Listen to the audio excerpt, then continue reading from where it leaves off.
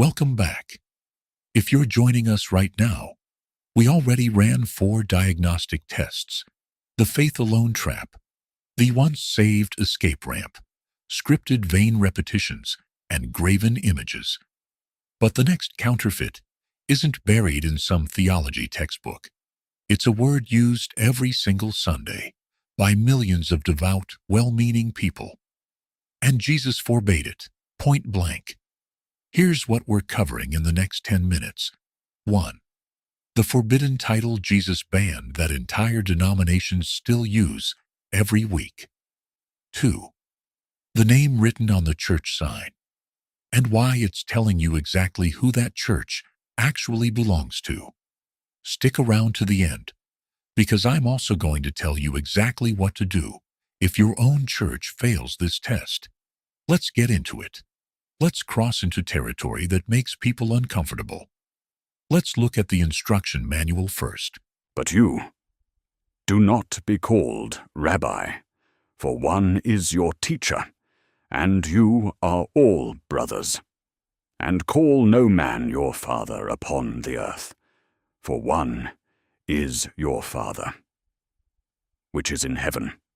That is Matthew, chapter 23, verses 8 through 9. Let's not overcomplicate this.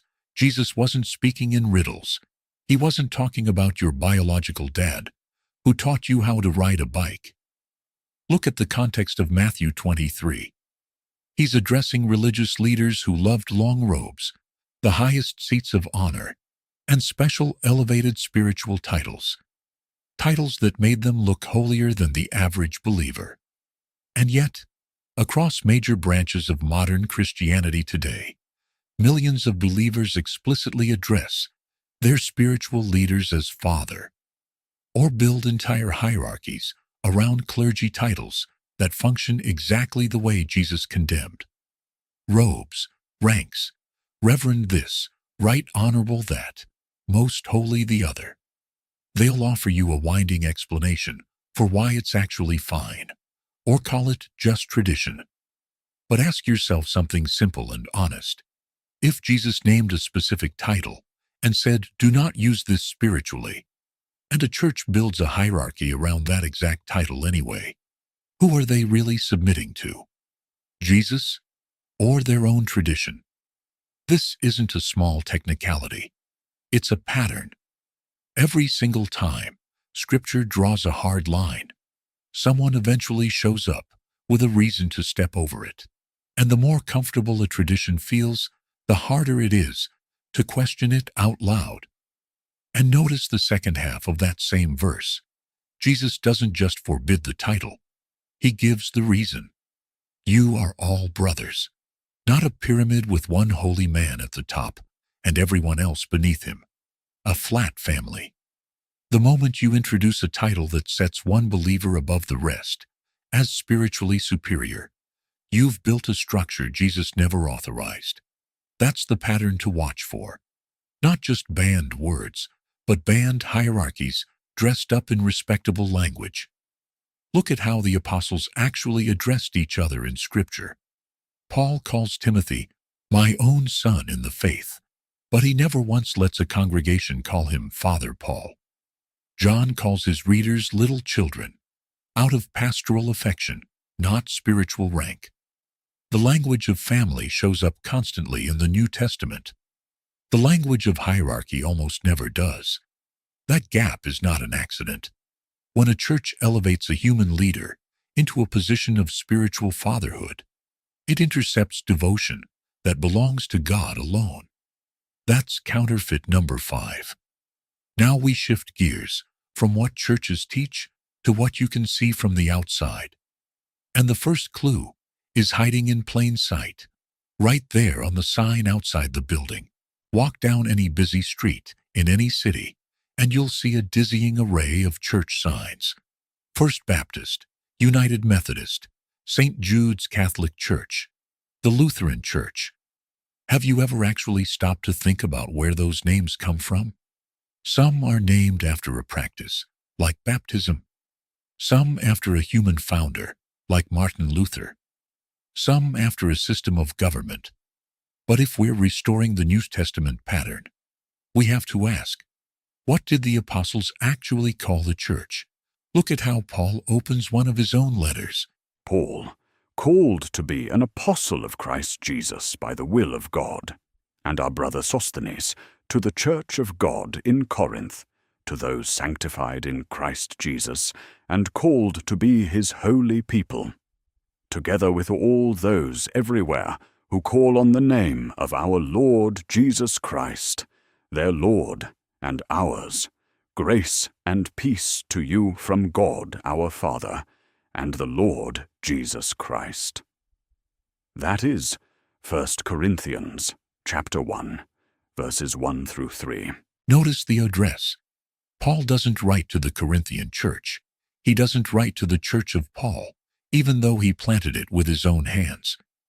He writes to the church of God in Corinth.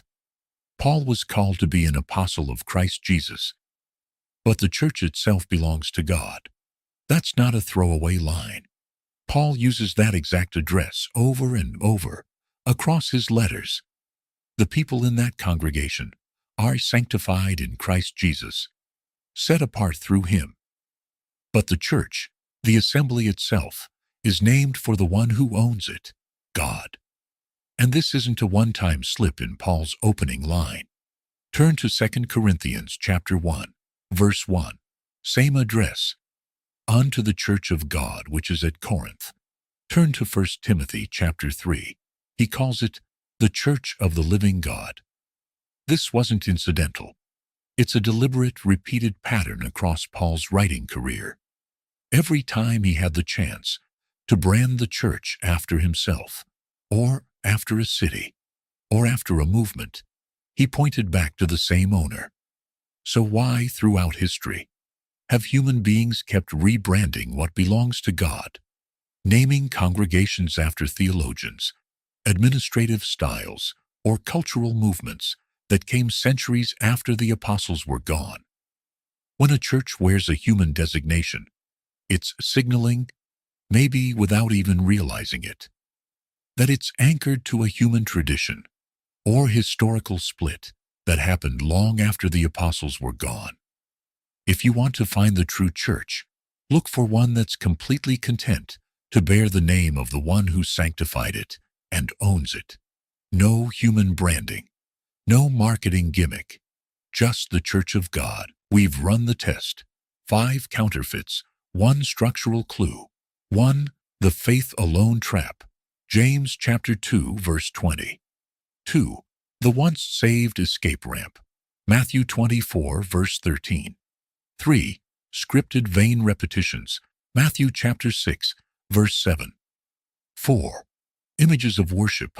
Exodus chapter 20, verse 4. 5. The forbidden title. Matthew 23, verse 9. 6. The sign on the door. 1 Corinthians chapter 1, verse 2. Now, the terrifying question, the one that might be turning your stomach right now. What do you do if you test your church and realize it's been a counterfeit all along? That's an agonizing realization. It means admitting the place where you made friends, felt comfortable, maybe got baptized or married, doesn't line up with the Word of God. It means realizing you were handed a cheap imitation instead of the real thing. It might mean hard conversations with people you love, questions from people who don't understand why you're leaving, and walking away from something familiar towards something you can't yet fully see. But remember how this whole series started. If any man will do his will, he shall know of the doctrine. That is John chapter 7, verse 17. Truth requires courage. God didn't give you this information to make you comfortable. He gave it to make you free.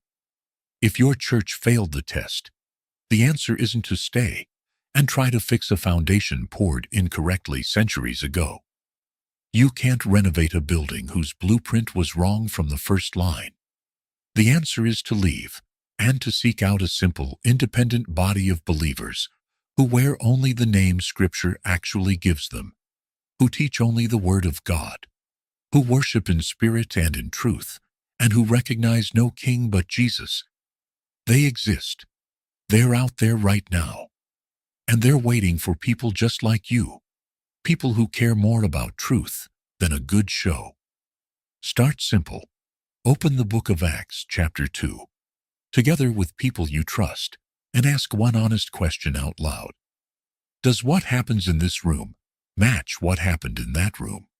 Not the music, not the building, not how it makes you feel on a given Sunday. The substance, the teaching, the practice, the pattern. Let the answer, not your comfort, decide what happens next. If part 1 raised questions for you, go back and run the first 4 tests. Links on screen and in the description. The checklist is in your hands now. Don't settle for the counterfeit. Find the true church.